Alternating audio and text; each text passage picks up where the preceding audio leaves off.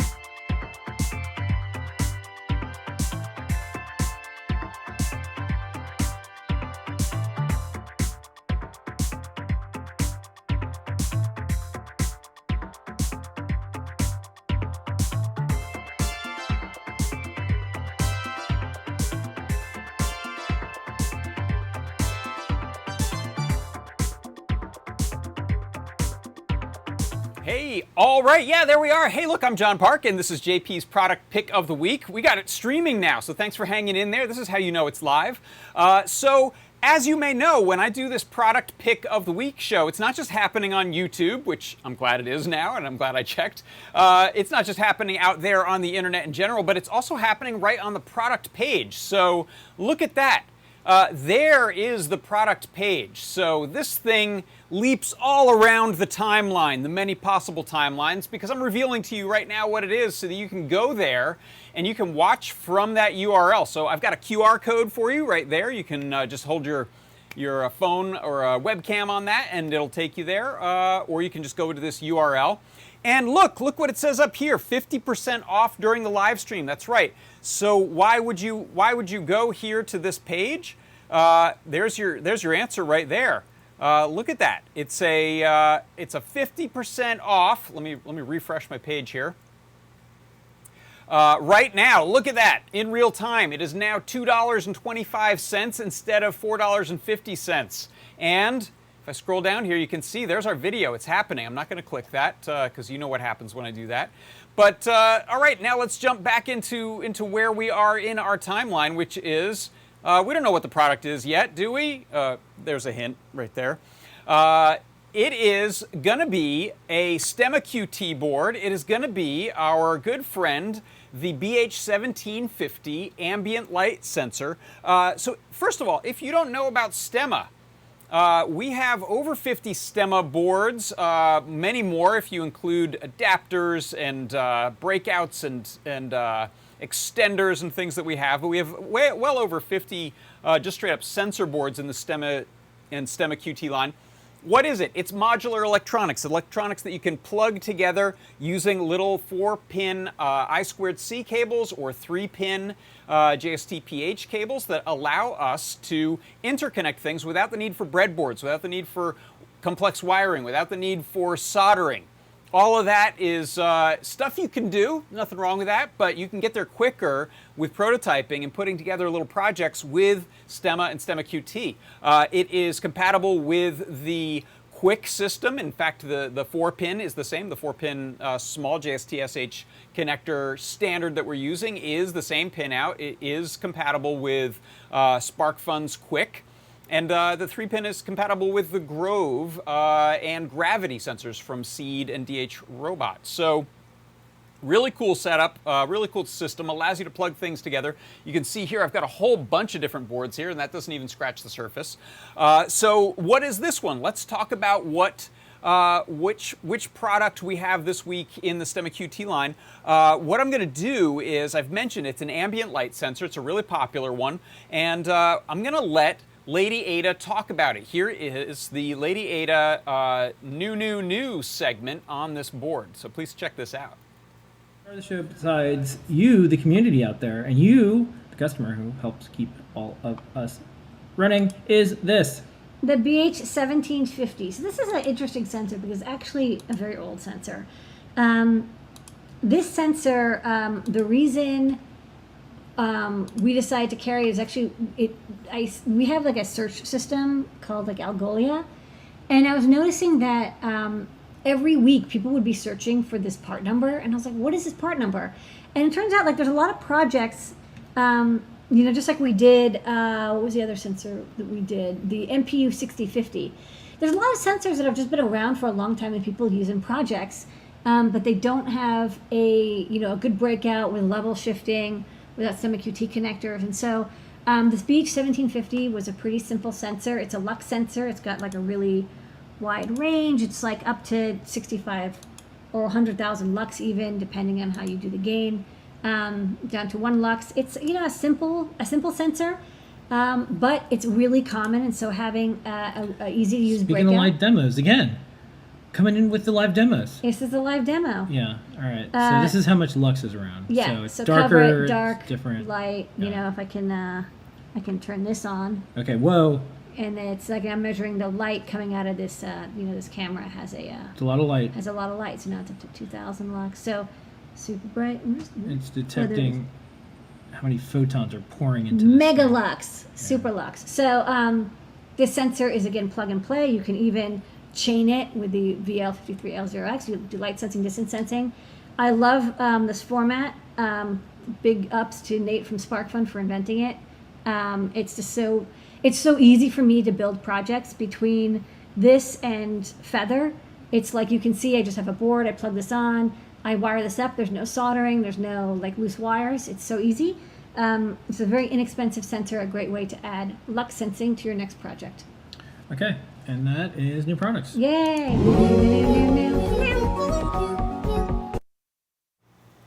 All right, yeah, so that's it. That's the product of the week. So thank you, Lady Ada, for talking about it and showing it to us. I'm going to go grab mine, and we're going to do some playing around with it. So let's head on over to our mystery cabinet of wonders.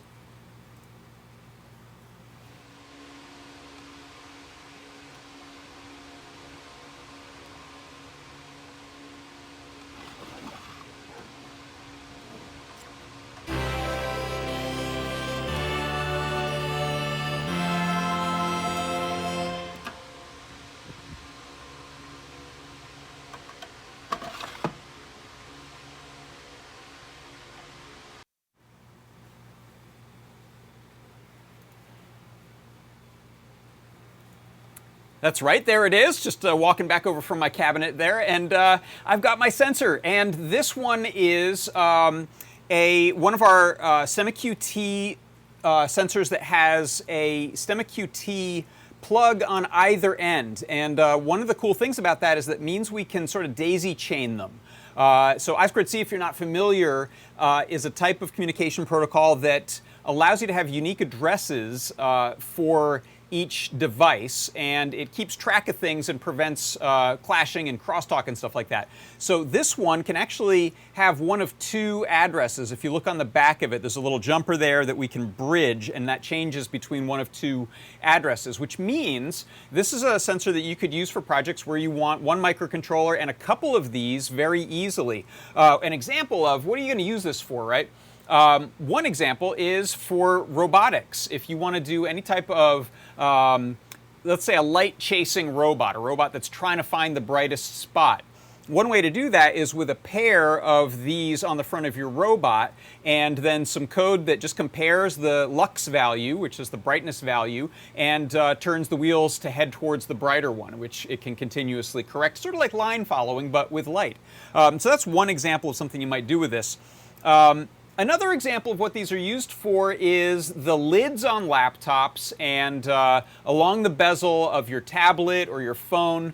And the reason is, very often we need a way to tell if the thing is closed so that we can go into a sleep mode, or if we want to dim the screen when the phone is up to our ear so that we are saving battery on the screen, because that uses up a lot of battery power usually to keep a bright screen on. So I wanted to try that out. So that's the first bit of a demo that I have I'm going to show you, and then I'm going to show you some lighting comparisons using the same setup. So let's take a look. Here I've got a little setup here. I've made it in advance, and what I have, first of all, let me bring into camera view here. I have an itsy bitsy M0 which I've done some of my own wiring of a Stemma QT port underneath it so that it's easy to plug in.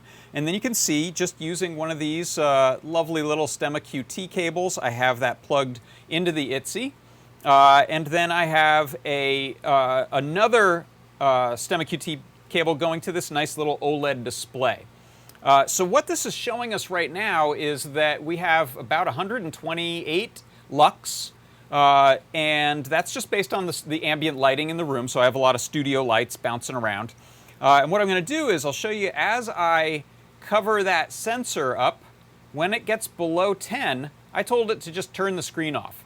So that sort of simulates that behavior of putting something to sleep. And you can see it's pretty quick. It's pretty responsive. I've written all this in CircuitPython, and I'll show you that code in a second. But you can see here I can let in just a little bit of light. There we go, and right there it gets down to 10 and it shuts off. So the other thing that I wanted to show you, kind of an extension of this, is I've built a little sort of rig here where I have some flashlights that I want to test. So we have a few flashlights in different sort of calibers, and I want to see in their current state. These might not even necessarily be super fresh batteries, so I'm not trying to do a head-to-head comparison of these flashlights, but just to see what kind of values do we get on them. So this little flashlight here, I'll click that on, and a lot of these have multiple brightness modes. This one I think is the brightest on this, so I think this one actually is not super charged up battery at the moment, but we're getting about 2300 lux is the readout there. And you can see it's very quick to adjust there. So we'll turn that one off, and then this is a bigger one. I think this is fairly fresh batteries, and this is a crazy bright light, so I'm going to point this here. We can see we're getting about 18,000 lux on this one. And then I can press the little button on the back and get a 3,000 or just about a 300. So those are the sort of brightness levels that this one has in these conditions. And then lastly, I've got this cute little, where can you see that? This cute little single AAA that I carry around all the time. So that has, again, a couple of brightness levels. I'll go to its brightest one, set it here, and I'm getting about 2,000, so not bad.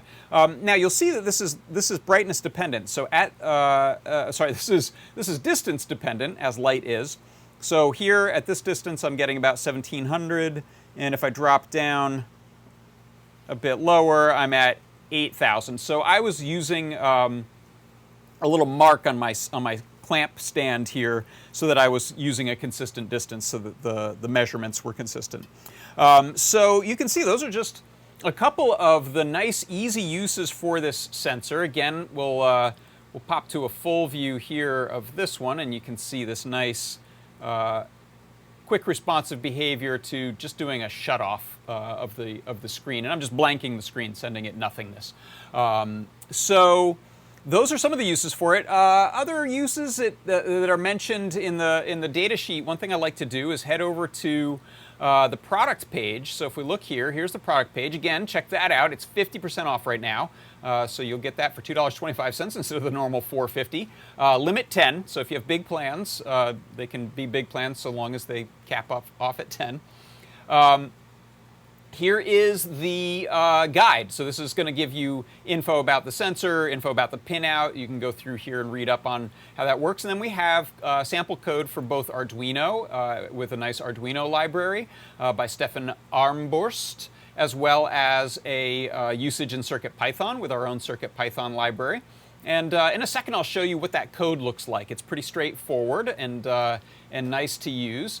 So one of the things I said I'll do is head down to the downloads page at the end of a guide for a product guide. And here you'll see some different downloads that we have, including a link to the datasheet.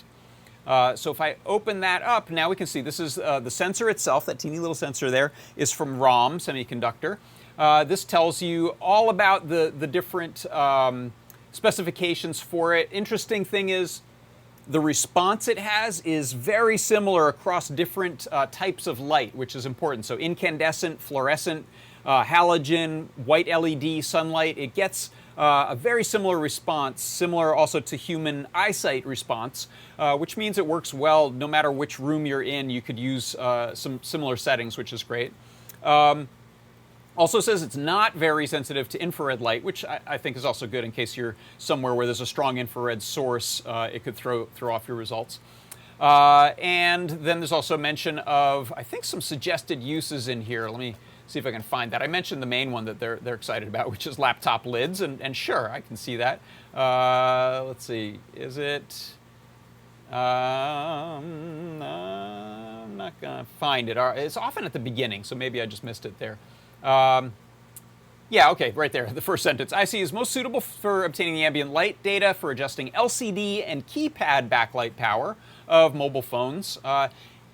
They mentioned keypads. That sounds kind of old-fashioned. I believe the sensor came out in 2011, or that's when I think this PDF was last updated. So it's a venerable one. It's been out there a while, and you can trust it. So that's the data sheet on that. I said I would mention or show you the code. So let's pop over here, and I can put that in view as well. So here is my code in CircuitPython. And you can see what I'm doing is I'm bringing in some libraries, including the library for this particular sensor, the BH1750 library, as well as my display for that little OLED. And then I'm setting up my I2C bus, which is the bus that this sensor and the OLED are using. We've got some screen setup stuff. Let's see, did I do the sensor setup? Where'd it go? Yeah, okay, so here, this is one of the very few things we do in setup, which is this sensor can work at different sensitivity ranges. So if you have a light that is very, very bright and you want to measure it next to another fairly bright light, like I was doing here with the flashlights, I want it to go to a low resolution, which gives me a broad range. You can also go to a very high resolution, but it has a smaller range. And confoundingly, the settings for that are 3 is low, 0 is middle, and 1 is high. So that's in the library info, and I believe in the guide. So just so you know, those are weird numbers for setting those, but that's how it is. And then the main thing I'm doing during the actual loop of the program is I check the lux sensor to see is the value below 10, and if so, I'm just setting all of my text and pixels to black. Otherwise, I set them to white. And I'm writing in the text area this value, which is just simply sensor.lux. So this is great because lux is a scientific unit, and we don't have to do any math to get it. We're not getting raw voltage data. We're actually being, the sensor is really nice and returns us the info we want, similar to our sensor last week. So it's great to get just the info you want, not have to do any complex conversions or math. We get lux, that's what we want. So it's very easy to work with. All right, so one other thing I'll mention before I go, I mentioned the product page where we've got this just during this live stream. We have this on a nice discount. There it is. There's the product page for you. And if you are really into Stemma stuff and you're buying a whole bunch of things in the Adafruit shop, which we appreciate because it's how we keep the lights on, it's how we keep doing shows like this, you will see on our adafruit.com/free page that we have a bunch of incentives for getting your shopping cart over a certain level. And one of those is the $149 or more level gets you a free Stemma QT board. And we have a whole list of which boards you can get, and you won't get any repeats until you've gone through the full set of like a dozen of them or 15 of them, I think it is. So that's kind of cool, and that's another incentive we have out there for you to go and get yourself a board or 2 or 10. So let's see. I think that's all I wanted to mention. So thank you all so much for coming by. I'm John Park. This has been John Park's pick of the week, which is that guy right there, the BH1750 ambient light sensor. And before I go, of course, I will do what I always do, which is I'm going to unplug this. We'll go to the large view. I'm going to pull power, and I will take this and its little magnets off of my stand here. I'll pull out my 2 Stemma QT cables, which are actually pretty easy to get out. They have a nice little grip you can grab. And now I will place that onto my pegboard of Stemma QT goodness. There we go. That's our 6th episode. You can count them right across the top there. All right. Well, thank you so much for coming by. This has been JP's product pick of the week. I'm John Park, and I will see you next week.